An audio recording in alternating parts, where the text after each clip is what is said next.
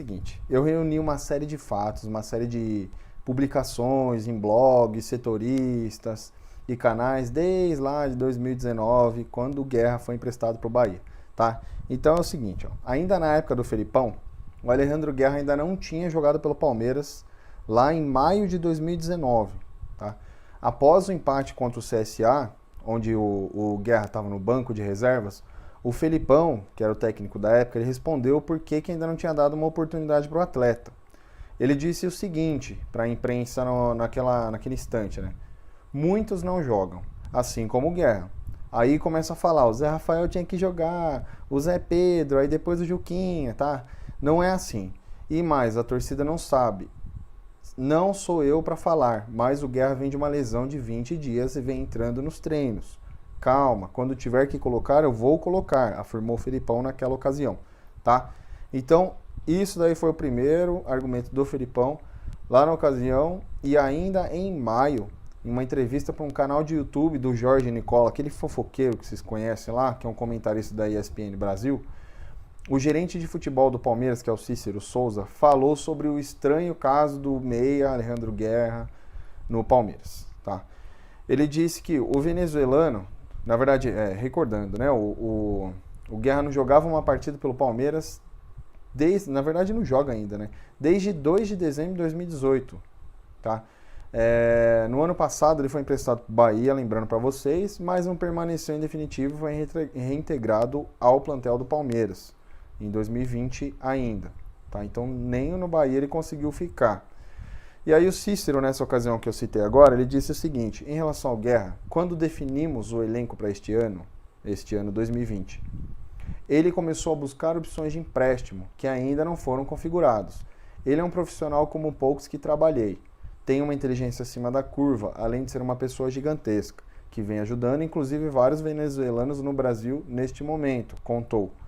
Ele estava falando que o Luxemburgo não tinha definido o elenco para o ano ainda e provavelmente não contaria com Guerra. Aí o Cícero completou nessa afirmação. O Guerra recebeu proposta de alguns times brasileiros e de algumas equipes de fora. O Guerra ainda tem uma visão dele sobre o futebol brasileiro que eu respeito, mas isso faz com que ele seja bastante seletivo nas escolhas dele. Ele estava falando do Luxemburgo em relação ao Guerra, tá? Ele ressaltou isso daí na ocasião.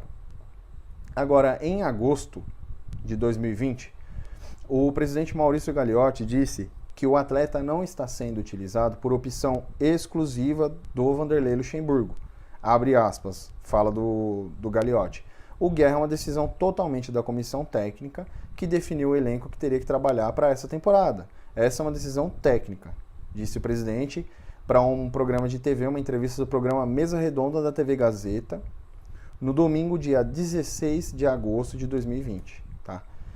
Aí teve agora, mais recente, uma explicação ouvida pelo UOL em outubro, feita por membros da diretoria da comissão técnica, que apontam para mudanças na decisão do próprio jogador. A história já mudou um pouco, a coisa foi andando, o jogador mudou de opinião. Tá? No início do ano, ele estava decidido a deixar o Brasil.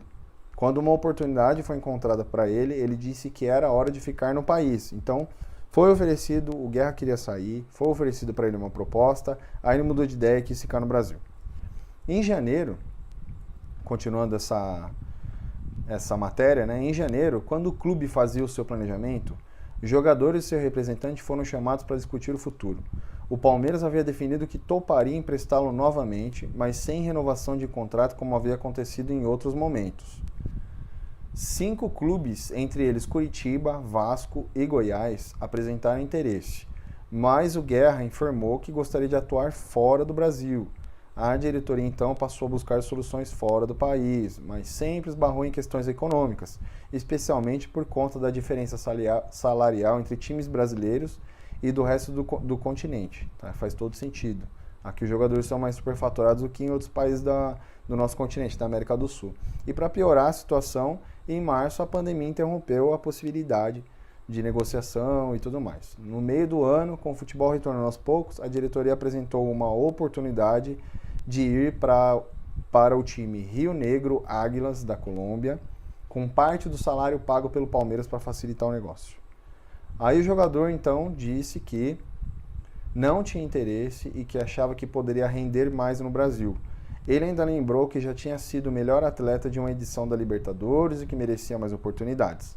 A diretoria e comissão não concordaram e resolveram então que Guerra ficaria afastado até o término do seu contrato em dezembro de 2020. Tá? Apesar da sua situação do venezuelano ter um alto salário, que é pago em dia, né? Ele tem um custo de 10 milhões de reais por sua contratação e